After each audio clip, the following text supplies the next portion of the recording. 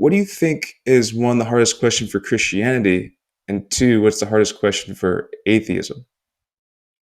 Oh, well, the hardest question I think that Christians face is usually something about the problem of evil and suffering. And so I do devote a whole chapter to that particular objection in the new book, Why I'm Still a Christian, because it's the oldest question. I mean, in the book, the oldest book arguably in the Bible is the book of Job, and it's all centered around this question of suffering and evil.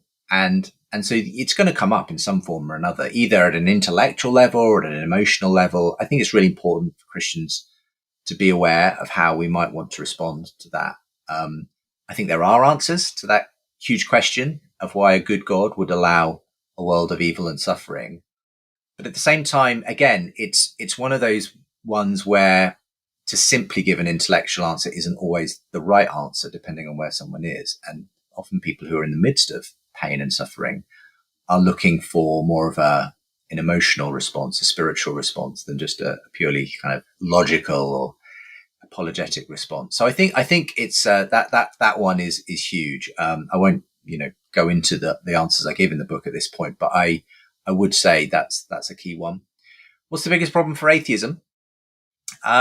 Yeah, it's interesting because I think, as I've looked at both Christianity and atheism, I had such a, 20 years plus of opportunity to kind of compare and contrast them. The interesting thing is that I think there are actually, if you just look at it in terms of the numbers of arguments, there are lots more arguments for God than against God. As I say, the main argument against God is the problem of suffering, I would say. Whereas there are lots more, I would say, questions, for me at least, that come up for atheism. There are so many things that's hard to explain if a purely atheist naturalist account of reality is true. I mean, probably the key one for me is how do we make sense of morality? If we are, in the end, if all that exists is matter in motion, the laws of the universe, all of our moral beliefs, all of the things we value are ultimately just kind of illusions, really, that have been foisted upon us by a sort of purposeless process. And the problem is that none of us actually live life like that. None of us think about morality in that way. None of us actually engage life that way. So I think that is a serious problem for atheists, because it's very hard to reconcile the atheist worldview with the fact that we do seem to live in a moral universe, where these things are absolutely the most foundational important things we can think of. And it's why I think, for many people, whether they've called it this or not, the moral argument for God has been one of the most persuasive arguments. It was for C.S. Lewis.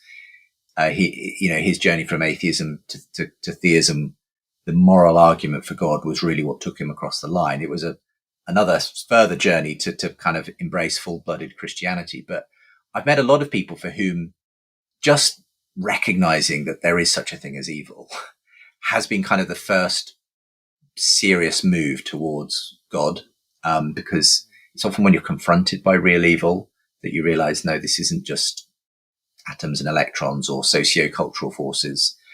There's something real here and it needs explaining. So that for me, if you had to ask me for one of the things that I think is the hardest for atheism to account for, it would be morality. And I think the interesting thing is that whereas you were seeing a lot of people apostatizing from Islam to atheism, I think a lot of people are realizing now it's not a very satisfactory place to end up. It might be a kind of holding place for a while as you sort your beliefs out, but I don't think in the end atheism really satisfies people. I think, for those who are looking for a kind of story to make sense of their life, atheism, the problem is it's not a story, it's a non-story. And so that's why I'm seeing so many kind of people now describing themselves, interestingly, as lapsed atheists, even here in the UK. Just this weekend, at the time of recording, really interesting column came out from a journalist called Giles Corran, who writes for The Times. And he's been basically a secular Jew all his life. And this column was about the fact that he started going to church a few years ago with his family, just his local Anglican parish church, at the behest actually of his teenage son, who wanted to find out more about Christianity. And he's become a Christian. And he says, I was not expecting this, but actually I was looking for something, and this was the thing. And he used this word, which I've heard a lot of people like him describing themselves as lapsed atheists. They've kind of got to the point where they've realized secular liberal humanism just doesn't really offer much. And they're kind of disillusioned with the kind of empty promises of secular culture. And I think they've realized, I need a story. And actually, this Christian story, a lot of them, I think, have almost at an intellectual level been converted by people like Tom Holland, that historian I mentioned earlier. And they've realized, actually, basically, all the things I fundamentally believe came from Christianity.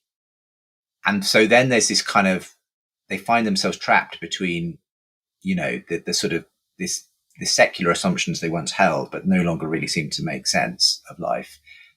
But what can I jump into this kind of weird supernatural story about God and Jesus? And it's really interesting to see some of them making their way. And I think Apostate Prophet is another good example of that. He's kind of thought, actually, I think I can make sense of this, and I think I need to embrace it.